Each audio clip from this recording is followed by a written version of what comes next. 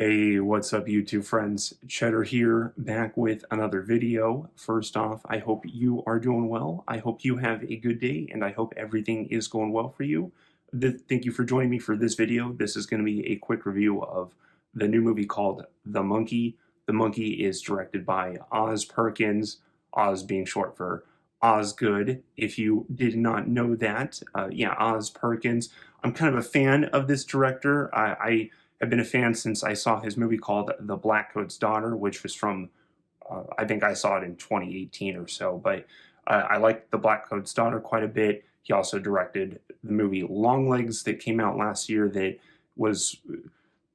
wasn't a horrifying movie, but was still a cool art horror movie that I liked quite a lot. And so I was excited for The Monkey. The Monkey, this movie is also based on a short story by Stephen King.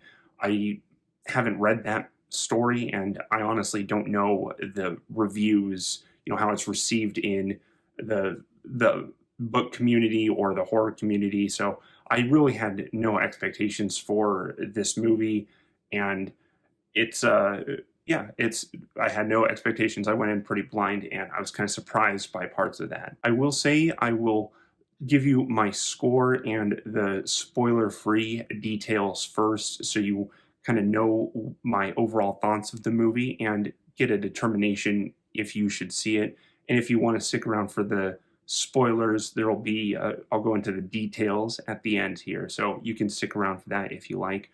But I will go into my score and the spoiler-free review portion here. So my score for this movie, I'd say I give it a C+. It's good. It's good for one watch. I am not in a hurry to watch it again, but I don't regret, my experience. It was still a good, fine watch. So it's good. I liked it. I didn't love it. I didn't exactly get what I wanted out of it either, but I was pleasantly surprised with parts of it too. So there's some redeeming qualities. There's some things I like quite a bit in the movie, and there's some things that I just think are okay, basically. And right away, I want to say that this movie is a horror comedy movie also. I did not know that this was going to be a horror comedy movie, and I think that's good to know before going into the movie, just so you have the proper expectations. I thought it was going to be just a straight horror movie, but I don't really feel like I was disappointed necessarily from that. I suppose in a way I was, because I wanted the overall, I guess my complaint about the movie is I wanted it to take the psychological horror more seriously. There is good, serious psychological horror elements in this movie, but it balances that well with the comedy. And I say balances it well because it still does a fine job. I just think that this movie is trying to be more of a comedy than a psychological horror, or it's more proper to say it's working as a hybrid. But in a sense, this script that plays out is really, really funny, and that's my biggest praise for this movie. It's not hilarious, but it's consistently funny throughout. I was laughing throughout the whole movie. The theater I was at was laughing throughout the whole movie. It's a pretty funny and entertaining movie. It's sort of in the vein of the Final Destination movies, but I can't honestly compare that because I have only seen clips of those movies.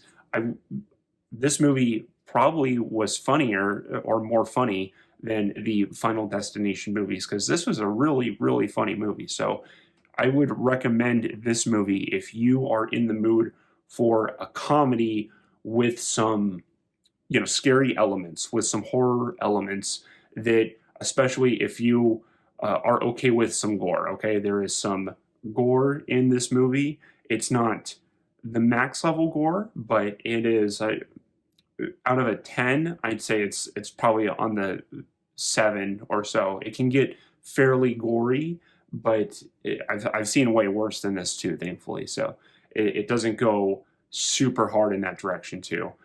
I would have liked the movie a little bit more if it played more into the psychological horror elements. The cool part about this movie is, even though it's balancing horror and humor, there's still a good story in here too. So that was my biggest pleasant surprise, is that there's a heart to the story, and I really appreciate, and I just I'm attracted to movies that have what I would describe as a heart in them, an actual story, and it's not just the movie's not just a vehicle to see people get killed off. I would say in the vein of the Final Destination movies, and I can't honestly compare that because I haven't seen those movies. This is just the outside perception that I have with those movies, where it just seems like you have the story, most or all the characters are going to die. You're just kind of waiting to see how and when, and you just hope it's funny or kind of gross. That's what I kind of gather the appeal is. I haven't rushed into those movies just because I'm not as much of a gore person. I prefer more ghost and psychological horror and existential horror, cosmic horror. That kind of otherworldly haunting stuff is more down my alley. But I enjoy slashers and some gore stuff too. So this movie, I was pleasantly surprised. It's good. I think it's good for one watch. You should. It's so hard because it's right on the fence for me for C+ to B-, because for the B movie, for me, for a movie to put it in B tier, I would say that's a movie I'm telling you to go watch. Go out of your way to watch it. If it's in C tier, I'm saying that you don't have to go out of your way to watch it, but it's still a good movie. And if you go to it, you'll really like it. So, or I shouldn't say really like it, but you'll like some things in the movie. You may find the movie to be a D tier movie. You may find it to be a B tier movie, but I don't believe you would put it in A or F, because the movie has better qualities and also I want to say maybe some missed opportunities too. So, but that should conclude the spoiler-free discussion portion of the video. So if you're not sure if you should see this video, I think it's good or this movie, it's good for one watch. I don't think you need to see it in the theaters, but it is still it's still a good theater experience. It's still a good movie experience. So it's a soft thumbs up for me. Okay, so I'm getting ready to go into the spoilers. This is your spoiler warning. It's been a while since I've done this, but I will have possibly the spoiler cat up here. So we're going to do our spoiler cat warning. Okay, here we go. Spoiler cat, watch out for the spoiler cat. Let's go. Spoiler cat, here come the spoilers. Okay, and like I said, this is going to be the spoiler portion of the video. So we're going to go into the deets. Let's go. So right away, I want to say my favorite part about the movie is the arc of the brothers. I didn't expect there to be, for the brother, I'm trying to remember their names, the brother Bill, who was the cool brother as a kid. I was expecting him to be sort of cool as an adult, suave, charming, and instead he turns into this kind of creepy weirdo dude that's just haunted and traumatized by his mom's death and the monkey, and he's so obsessed with that. And that was a really cool twist, and that's the heart of the movie that I was really talking about, is that I really liked that part, and the dynamic between the brothers and how the brother Hal had to really confront that. And that's part of where I wanted more too, is that when he does confront his brother, it felt like there could have been some kind of showdown with the monkey. And that's really what I wish, is that it just wraps up so quickly. And it just, it's like the brothers meet and they kind of almost just say, "I forgive you." And then they shake hands, and then Bill's dead. And it was so quick. It was like a Full House episode, where like people hate each other, and then they love each other by the end. And it was just, I wish that they kind of had to overcome a challenge with the monkey at the end.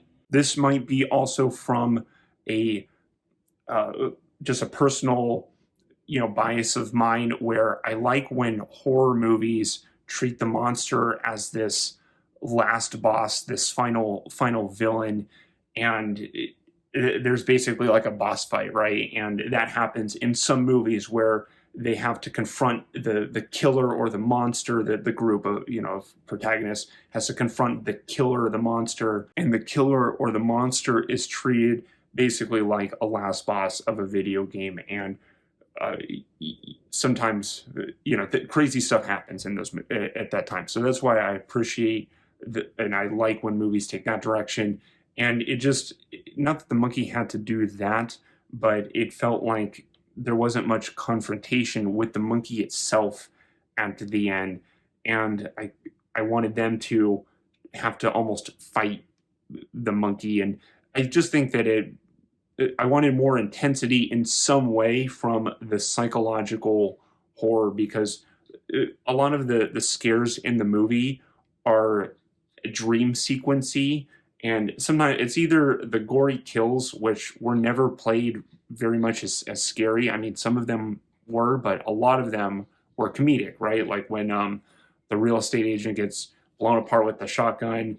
There's a part where the lady goes jumping in the pool and gets electrocuted, and the leg hits Hal. A lot of the kills are comedic, and so I wanted there to be more psychological horror intensity, at least if it leaned harder into that. It was that's what I would have wanted, more from the movie, and it felt like it had the opportunities to do that, but it spent more time wanting to tell jokes, and it was funny. But I wish it didn't trade as much horror for humor. I wish it stayed and lean harder into the horror realm. That's a lot of times I feel like that's my complaint with these kind of movies, is it feels like they uh, want to be horror movies, but they don't know how to almost go in, like artistically explore the realm of what is scary and what is horror. And this movie does kind of basically work with cliches, but also kind of also breaks that too. And when I say breaks that, I mean, again, that twist with Bill. I really liked that he was not cool and that he was, obsessive here. So yeah, Bill is and the brothers are the most spoilery element that I wanted to talk about. I suspect people may not like that the conflict with the son is a little unresolved, but I also don't feel like the movie, that's not the weak part of the movie. I don't feel like the movie needed to spend more time exploring what was going to happen with the son, Petey, because the movie sets up the premise that it's Petey's last week with his dad, Hal, and they have to connect and kind of solve the family mystery. And part of the movie is about their time, their last week together, and that whole conflict is unresolved. So I don't think the movie would have been better just answering more questions of what happened with Petey. I think the movie was more focused on confronting death and trying to make light of that, trying to make jokes of that. And that's really portrayed, by the end of the movie, when they have to stop at a red light in the middle of like this apocalypse, when, I was, most people probably would have just ran the red light, right? But they still stop at the red light, and the pale horse, Death, rides by, and just stares at them, and they just kind of tip their hat to, they didn't have a hat, but, bow their head, nod their head to Death, and Death just continues on its way, and it's like Death just makes his way where he goes, and, like this ghostly spirit, and all you can do is kind of make, light to move through, the death. And that's what it feels like the spirit of this movie is making light of the omnipresence and kind of the horror of death. And I guess I just wish it leaned harder into the psychological elements, because I feel like I'm it doesn't exactly, say that or make you feel that. I'm trying to, read in between the lines and see what the heart of the movie is, and I think that that's what it was, about. Also, uh, fixing family trauma. I'm a sucker for any movie that ties in some kind of family trauma dynamic, and I liked that. I just really liked the story where Hal wanted to. He hated his brother and asked for him to die, and then somehow the mom was killed, and that explains the mechanics of the monkey, the randomness of death. And I like that this scarred Bill, and then that feeds the latter half of the movie. That's the motivation and what's working in the latter half of the movie. So I loved that part. Uh, so I might be rambling a bit, but basically I like the family dynamic trauma stuff. I like it was a really funny movie. If I had to pick a funny scene too, I think my favorite funny, like the most funny scenes I saw were it's the priest giving a speech about death. I swear this guy has to be they hired a comedian to be a priest and give a speech about death, and like it is what it is, and she lost her head, and it was just awesome line after awesome line after awesome line. It was so funny. And there's a part where a real estate agent is showing someone around a house, and she's kind of acting, obnoxious and super perky. And I could see someone finding it annoying, but it was really funny in the context of the way that it was playing out, because it was just her whole attitude, and you knew what was going to happen to her, and you were just kind of waiting for how. And that was maybe the most disappointing part of that whole scene. I mean, it was kind of funny, but it was better when she was kind of creepy and funny, that, at least for my opinion. So, but those were my favorite funny scenes in the movie. If I had to pick a favorite kill, I would say the bees at the end was pretty funny. I kind of wanted the guy to scream, "No, not the bees! No, not the bees!" That would have been a funny homage, a funny reference. But there's a bee kill in this movie. If you know, you know. If you don't know, then there's a cool, funny bee kill in this movie, and that might be it. I think I'm just gonna go. It's that, maybe the cheerleaders at the end that just are cheering for death and get all beheaded by a semi truck. There's a really funny scene when Oz, at the very end too, when not Oz but the Hal and Petey are driving through the town and just witnessing death.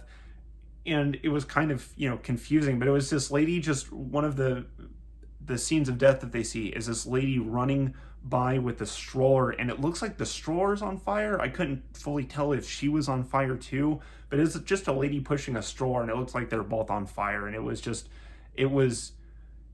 that's sad, scary, and it looked really funny too. So I do appreciate some good, when horror comedy or dark comedy is done really right, it can be really hilarious, and that was a pretty funny instance too. That's also a kill, right? So that's kind of a 2-for-1 there. But anyway, that should conclude the spoiler discussion of the movie. I just wanted some more psychological horror elements. I would have traded some of the humor for it. I loved or at least really liked, the family dynamic, the family trauma in there, and yeah, some of the sequences were just great. So I'm still pretty confident about a C+ more than a B-. It may grow on me over time. Long Legs grew on me over time, but at the same time, I don't really expect this one to grow on me. I think it's good for one watch. If I had to watch it again, I would be fine with that too. I'm not gonna dislike it, right? But it's, you don't have to go out of your way to see this movie. That's my thoughts on it. But if you saw it, let me know what you think. If you have any comments about this review, leave that below too. But thank you so much for sticking around. I hope you have a good day. Thank you again for your time. This is going to be Cheddar out. Have a good one. Goodbye.